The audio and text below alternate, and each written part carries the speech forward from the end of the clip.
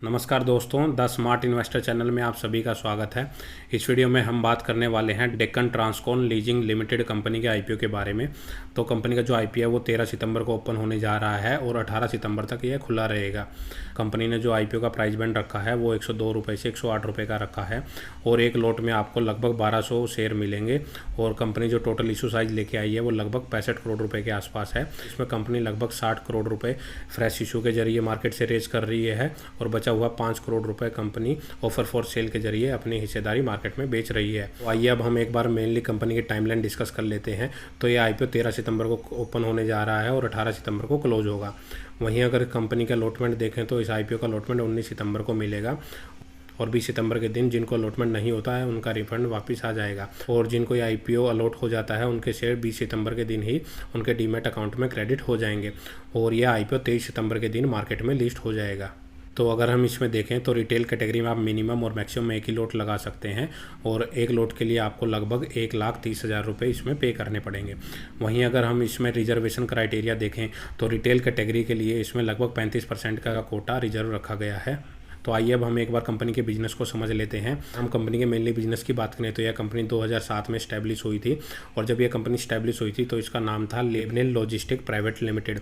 2013 में कंपनी ने अपना नाम चेंज करके Deccan Transcon leasing private limited company रख दिया गया और 2014 से 16 के बीच में कंपनी के पास 30 टैंक थे और कंपनी ने अपना जो बिजनेस है वो south east Asia, middle east, Egypt और यूनाइटेड स्टेट अमेरिका से स्टार्ट किया था और उसके बाद कंटिन्यूसली 2018, 2019, 2020-21 में अपने बिजनेस को एक्सपेंड करती ही गई और 2020-21 में कंपनी का जो टर्नओवर है वो 50 करोड़ से भी अधिक हो गया था।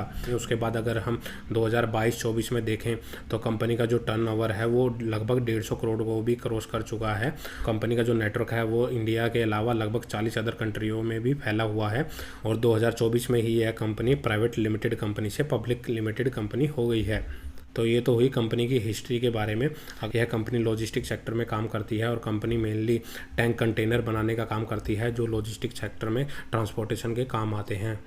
तो अगर हम कंपनी की बात करें तो 31 जुलाई 2024 के अकॉर्डिंग कंपनी के 100 से भी ज़्यादा कस्टमर हैं जो कंपनी ने 3 साल के अंदर ही ऐड किए हैं। अगर हम इसके साथ ही देखें कंपनी ने लास्ट ईयर लगभग 884 कस्टमर को सर्विस प्रोवाइड की थी और कंपनी ने अब तक एक ट्रैक रिकॉर्ड बना दिया है जिसमें कंपनी ने 5000 से भी ज़्यादा कस्टमर को अपनी सर्विस प्रोवाइड की है।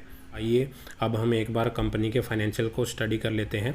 अगर हम कंपनी के रिवेन्यू की बात करें तो कंपनी का जो रिवेन्यू की अमाउंट है यहाँ पे लाख में दी गई है, मैं करोड़ में कन्वर्ट करके आपके साथ शेयर करूँगा। तो 2022 में कंपनी का जो रिवेन्यू था वो 153 करोड़ रुपये था जो 2023 में बढ़ के लगभग 180 करोड़ रुपये तक पहुँच गया। 2024 में कंपनी के रिवेन्यू में थोड़ी सी गिरावट आई है। 2024 में कंपनी का जो रिवेन्यू रहा है वो लगभग 153 करोड़ रुपये के आसपास है। हम कंपनी के प्रॉफिट की बात करें तो 2022 में कंपनी का प्रॉफिट लगभग 5 करोड़ रुपए के आसपास था। 2023 में वह बढ़ के लगभग 8 करोड़ रुपए हो गया और वहीं अगर हम 2024 की बात करें कंपनी का प्रॉफिट लगभग 11 करोड़ रुपए के आसपास पहुंच गया है। वहीं अगर हम कंपनी के पास देखें कितना रिजर्व है तो कंपनी के पास अभी फ़िलहाल लगभग 15 करोड़ रुपए का रिजर्व है और कर्जे की बात करें तो कंपनी के ऊपर अभी फ़िलहाल 23 करोड़ रुपए का कर्जा है। कंपनी के ऊपर जो डेब्ट टू इक्विटी रेशो है वो 0.72 का भी चल रहा है। अगर हम ये देखें कंपनी जो ये मार्केट से पैसा रेज कर रही है उस पैसे का यूज़ कहाँ करेगी तो कंपनी जो नए टैंक परचेज करने के लिए इस पैसे का यूज़ करेगी। साथ ही कंपनी को बिजनेस के लिए जो फ्यूचर में कैपिटल की रिक्वायरमेंट होगी उसके लिए भी कंपनी पैसे का यूज करेगी और उसके साथ ही कंपनी कुछ पैसे का यूज जनरल कॉर्पोरेट पर्पज़ के लिए भी करेगी।